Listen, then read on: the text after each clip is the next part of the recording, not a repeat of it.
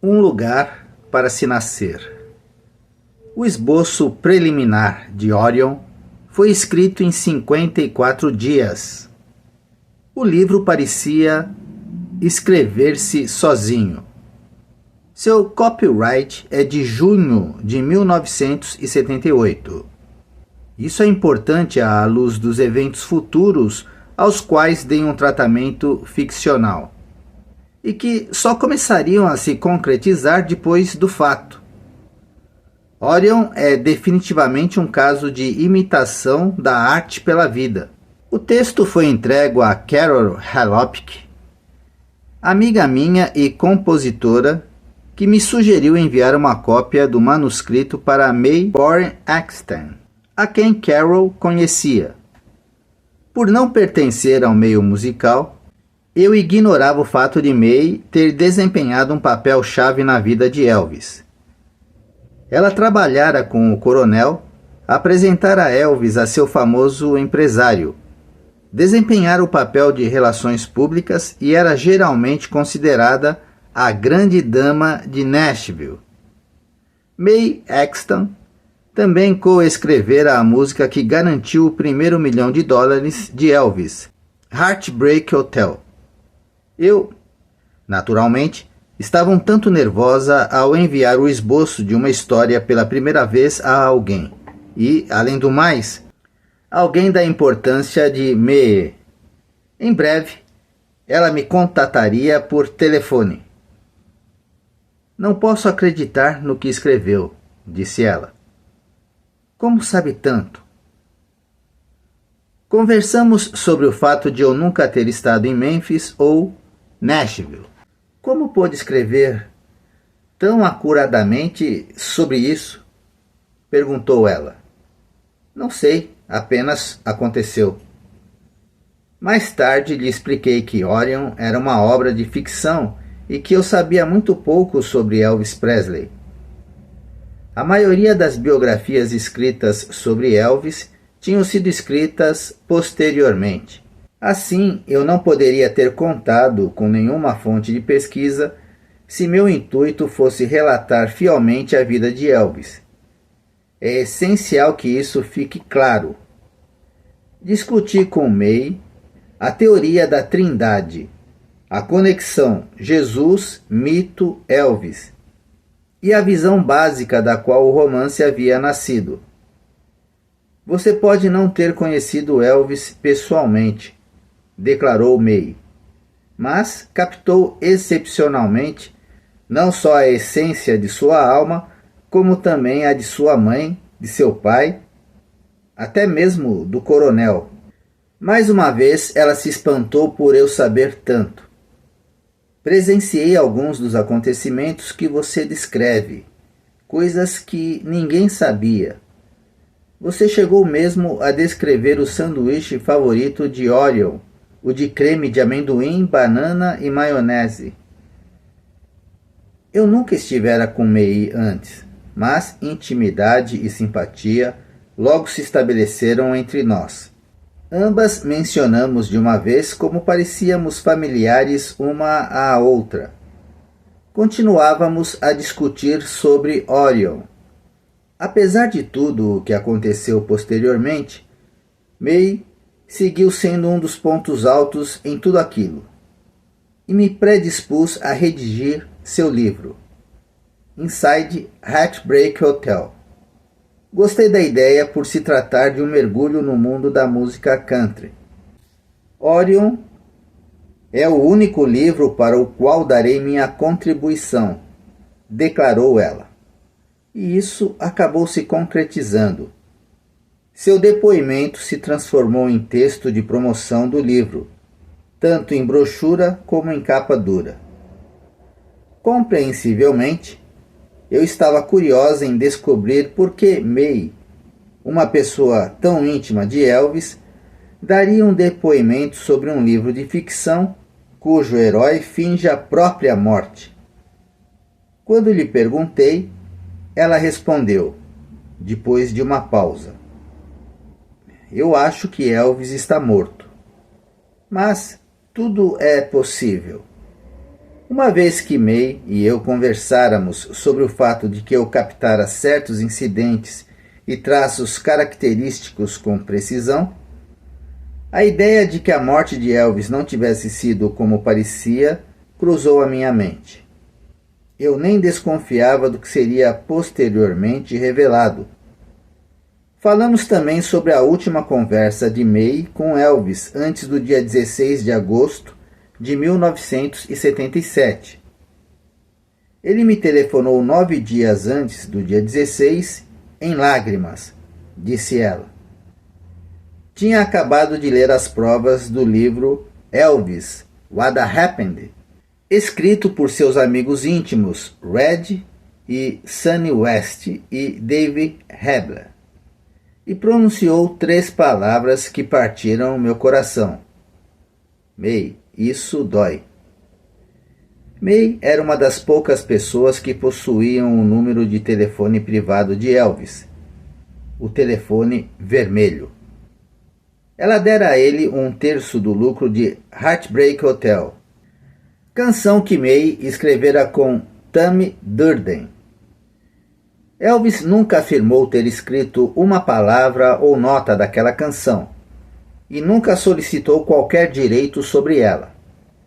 Eu é que disse a Tammy que devíamos lhe dar 1/3 dos lucros, pois Elvis era pobre.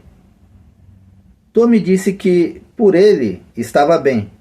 May mostrava-se sempre hesitante em conversas comigo sobre a possibilidade de que meu trabalho de ficção pudesse ser realmente factual. Mas algo me dizia para não pressioná-la. Mesmo assim, ela me deu algumas informações. Ele vinha sofrendo de glaucoma, disse. Pouca gente sabe disso. É incrível você ter descrito Orion com problemas nos olhos. No início da primavera, Carol e o marido Walt, e eu e meu marido Carm, fomos a Nashville para encontrar May. O segredo de nossa familiaridade tornou-se claro. May Boren Exton lecionava na mesma escola que eu frequentava quando adolescente. Reconhecia de imediato. Normalmente conhecemos nossos professores só pelo prenome. Assim, o seu nome não me despertara nenhum eco, e vice-versa. Era incrível. Enquanto eu não passava ainda de uma adolescente de rabo de cavalo com aspirações à escritora, May já dirigia o destino de um jovem cantor gomalinado e com topete, para quem ela coescreveria uma canção que sacudiria o mundo do rock, Heartbreak Hotel. Que May e eu tivéssemos fechado o círculo é dizer pouco. Contudo, era apenas o primeiro passo na mais inacreditável versão da vida de Elvis Presley jamais vinda a lume. Antes do nosso encontro em Nashville, May sugeriu que eu enviasse uma cópia do meu manuscrito para Bob New, um amigo pessoal dela e também diretor da agência William Morris, em Nashville. Essa agência é considerada por muitos a mais prestigiosa agência literária do mundo. A intercessão de May, a meu favor, valia por um fantástico empurrão profissional. Eu soube que Bob New desempenhara também um papel chave no destino de Elvis. Bob fora originalmente um disc-jockey em Memphis, sendo conhecido mais tarde como o primeiro empresário de Elvis, antes que vendesse o contrato para o coronel Tom Parker. May achou que a opinião de Bob New, além disso, ser representada pela William, seria uma vantagem quanto aos direitos do livro para publicação e filmagem.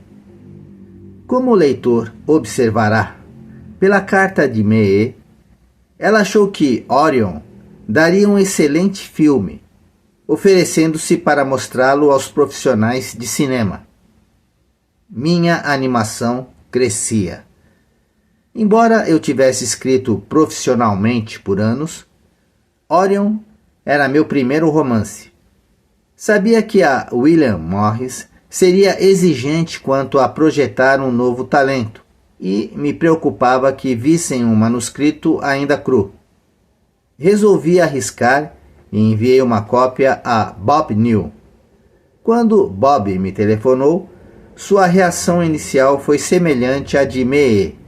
Também me perguntou como eu sabia tanto. E ele e eu passamos a conversar com frequência e a trocar correspondência. Perguntou-me se podia enviar um manuscrito para o escritório de Nova York. Eu me sentia um pouco insegura por se tratar de um manuscrito, mas concordei, na medida em que ele fizesse ver ao pessoal de Nova York que o trabalho estava em seu esboço inicial. Bob me escreveu logo depois, dizendo ter dado atenção específica ao final de Orion e à mistificação de sua morte. Quando conversamos ao telefone, ele se confessou fascinado com o desfecho do livro. Por fim, Mel Berger, do escritório da William Morris de Nova York, telefonou expressando um entusiasmo similar por Orion. A certa altura, revelei a Mel o desejo de alguns sócios da empresa de divulgar o manuscrito para fazer contatos. Mel deixou-me com a impressão de que eu não deveria fazê-lo circular ou deixá-lo ser visto por muitas pessoas fora da William Morris, e de que, seguramente, Bob New teria a mesma opinião. Antes do conselho da William Morris, eu já deixara que outras pessoas o vissem. Alguns eram associados de Carol Halopke. Naquela época, estávamos discutindo a possibilidade de fazermos uma exibição junto com a canção Orion. A menção a tais pessoas só vale para ilustrar o fato de que eu concordei com o pedido da William Morris de recolher todas as cópias do livro, já que a agência não queria outros olhos no projeto. Fiquei muito grata pela atenção que ela me dispensou e não quis me indispor com eles. Na verdade, estava intimidada. Além disso, estávamos ainda em 1978. Eu era desprendida, ingênua e certamente gostava de acreditar que havia escrito algo especial. Final da parte 4. Elvis Forever.